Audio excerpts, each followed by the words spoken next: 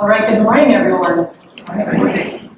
Outspoken. It's funny to be up here and leading this discussion today because for those of you who do know me, you may find it a little hard to believe, but according to my mother, I was an extremely shy child. If a stranger so much as looked at me, much less tried to talk to me, I would hide behind her pant leg and not come out until they went away. Then, of course, as my mother continues to tell the story, as she likes to say, somewhere around 4th grade, Laura found her mouth. And the world was never the same. So, what is it about finding your voice? And as I started to find mine, being the good Jersey Italian that I am, I managed to unintentionally fulfill an awful lot of negative stereotypes along the way. I was loud, I was brash. It was not just being audible. Being heard is the means to the end. Being heard is about being understood, having people listen. It's about having more influence and getting better results. But of course, that's easier said than done for many of us, right? Because we can be our own worst enemy. Maybe you're on the end of the spectrum where you have ideas and you want to share them, but before you allow yourself to do that, your brain has to go into that downward death spiral of what-if questions, right? What if I make a mistake? What if I forget what I want to say? What if they think it's stupid? What if I ask a question and they think I should already know the answer? What if they ask me a question and I can't answer it? On and on. And then by the time we're done weighing all these pros and cons, the moment has passed, the meeting has ended, and we're sort of left at best with the recourse of maybe following up with an email to the group later on, or maybe sticking our head in somebody's office for a one-on-one afterward. But ultimately, nobody who was present at that meeting has an image of us as being valuable contributors to the discussion. It's one thing to be the brains behind the operation, but at some point, if you're going to lead, you need to be able to step up and be the face and the voice in front of it. Maybe you're on the other side of the spectrum. If you're someone who at any given moment has 12,000 ideas in your mind all at the same time, and they're all important, and you know that if you don't have a chance to get them out right now, you're going to forget something, and then they won't understand, so when it's your turn to talk, you open mouth and turn on fire hose, and douse the audience with all of your ideas in this flood of information that just makes them a little bit confused at best, and most likely also gets you annoyed because somebody inevitably cuts you off. Someone interrupts, whether it's a man or a woman. This is what tends to happen. So as leaders, we need to be able to take all that information and distill it down into the most critical, most important, most relevant points in order for them to hear the meaning and the value of what we're saying, not just the words. And that ability to be heard is really crucial in trying to establish our leadership image.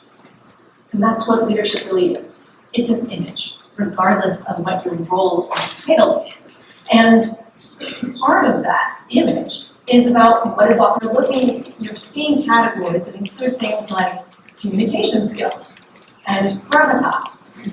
Well, that's great, but I actually have a problem with those classifications because I don't get how you can have gravitas be separate from communication skills. How do you convey one without the other? I mean, what is gravitas? If you were to break it down, excuse me, the gravitas includes things like, number one, do you have the technical expertise, knowledge? Sure, but the key is the ability to convey that expertise to others in a way that they can get it no matter what their background is, no matter how much expertise they have, so that they not only recognize you as someone who they need to have on their team, but they can recognize you as the person who should be leading it. Gravitas also includes things like, can you speak truth to power and show grace under fire? What do those things mean? Okay, to be able to speak up, to manage up, to speak truth to power, you have to be able to sound confident, to stand your ground, to sound convicted in your beliefs, in your ideas. And then so that's in your voice and in your content. And then, of course, when you get that pushback, which inevitably comes, no matter what role you're in, you don't crumble under the pressure. You don't get defensive. We don't get too emotional. We don't sound shrill. We don't fall to pieces in the moment. That's also the ability, yes, to hear those differences of opinions, to receive them, but then ultimately to make your own decisions, stand your ground, own them, and take responsibility for them. Emotional intelligence is also a big part of executive presence, being seen as a leader, being heard as a leader.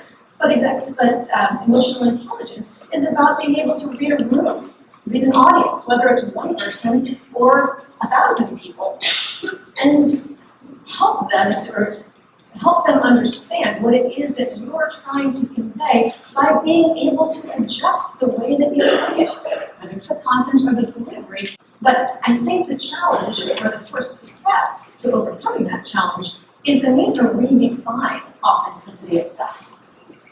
Because we make a mistake. Authenticity is not synonymous with comfort.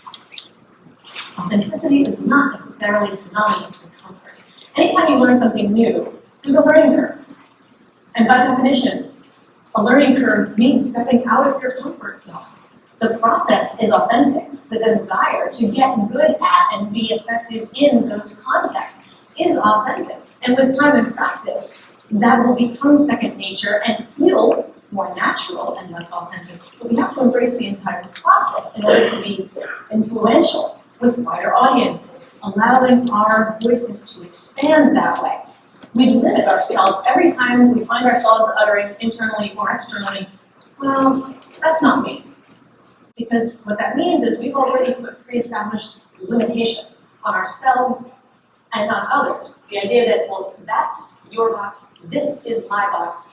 My box will never expand, my sphere of influence will never expand because my communication repertoire isn't willing to expand in that direction.